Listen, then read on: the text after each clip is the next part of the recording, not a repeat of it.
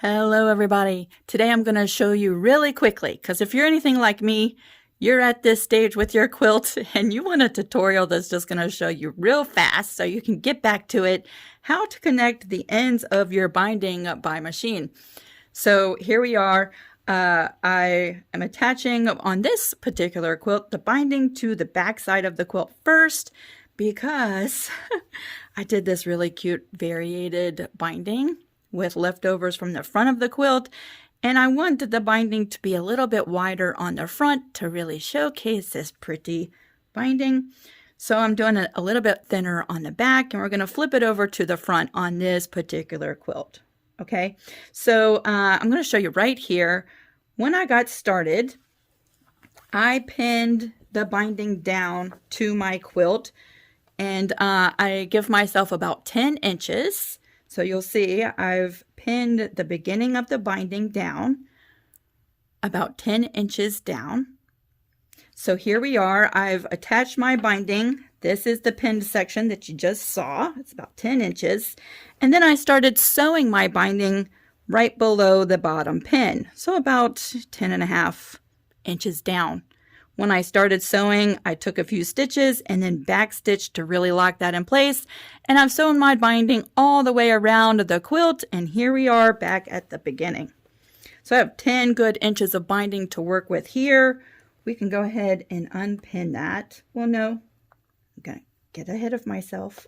I'm going to leave that pin for just a second. I want it to stay there for just a second. Now I've come all the way around my quilt and I'm approaching where we started with the binding, and I have this extra here. I want to go ahead and trim this. Okay, so you might want to take it off of the machine and take it over to your cutting table and lay it out nice and flat. I'm just going to show you right here, and just to make it really simple. I'm wondering, how far can you see? Can you see that? Yeah, I think you can see that. Let me get it down a little bit closer.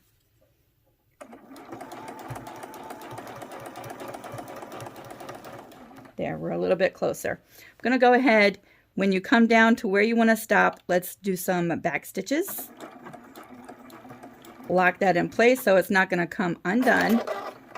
I'm going to scoot this away from the machine for just a second. So there you go. See all this extra? I'm going to take a little section of this binding from the very end of the binding. We don't want to cut it up too close. I just really need a good little section like this. See how much overhang I have? We're going to open up this binding just like this. That's going to tell us how much to leave extra on our binding.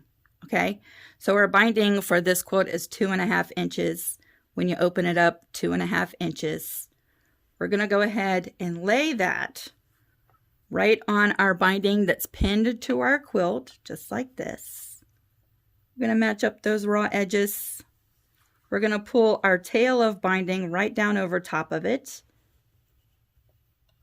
If you want to mark this and use a rotary cutter, pull it off to the side and cut it exactly straight, you could do that. I'm just going to eyeball it. And I'm going to cut right there, right at the edge of this demonstration piece. Straight across. That's going to give us the extra that we need to finish off this binding. We're done with that. That can now be a leader or an ender. And now we can unpin our binding. So now that we have our extra cut off, we're ready to go ahead and pin this. So one of the reasons why I like having all the extra 10 inches to work with is because we're going to be folding this quilt up so we can bring just the binding underneath of the sewing machine and not have all of this, stuffed right up in that needle. So let's go ahead and fold the bulk of this quilt up a little bit, just like that. This is the part of the binding that we started with, and this is where we ended, where we just trimmed it off. We're going to take the ending part of our binding. We're going to open that up and flatten it out just like this, away from the quilt. We're going to take the beginning of the binding. We're going to bring that over And we're going to open that up just like this. Now I've marked a little line there so that you can see that diagonal. It might help you to mark a little line, and I'll show you how I did that here in just a second. We're going to line up these raw edges across the top here and along the side, and I like to just pin there and out of the way of the sewing machine needle right over here, and that's just going to help this lay a little bit more flat as we're sewing this line. So one of the things that was the most confusing for me when I first started doing binding like this was, which way do you sew? And oftentimes I would make the mistake of sewing it this way. You want to start at the left top of this top piece of binding and sew down to this corner down in the right. You can bring over a straight edge ruler and mark yourself a sewing line if that's helpful, just like that. That'll help you stay nice and straight. Then we're going to bring this over to the sewing machine. And this is where it's helpful to have the little bit of extra leeway with your quilt, so you can bring this over without it getting too much in the way or pulling on your binding. We're going to go ahead and sew right straight down this binding strip.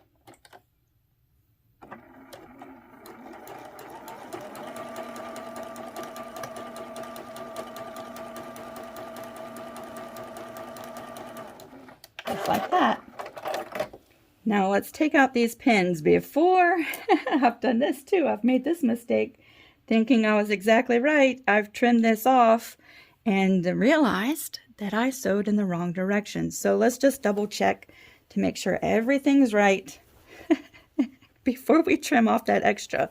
So I'm just flattening this quilt out, right?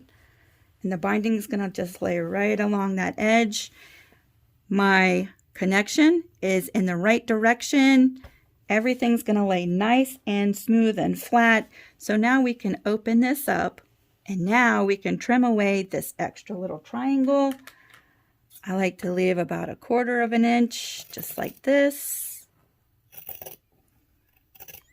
You can bring it over to this over to the iron, and you can press this binding open if you want. I'm just going to go ahead and attach the binding just like this. Just finger press it nice and flat, just like that. That's what I do, but you can press it if you want. And now I'm going to bring this quilt right back over to the sewing machine. I'm going to align it right back up. I'm going to start a little in from where I stopped stitching, just like that.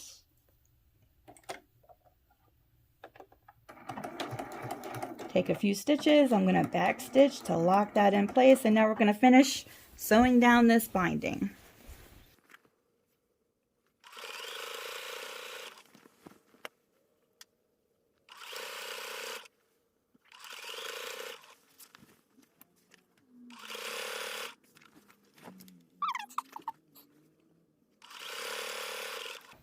Once we get back to where we started attaching our binding, I'm going to continue down just a little bit into that stitch, and then I'll do a back stitch and remove that from the sewing machine. So there we go. There is our attachment right there.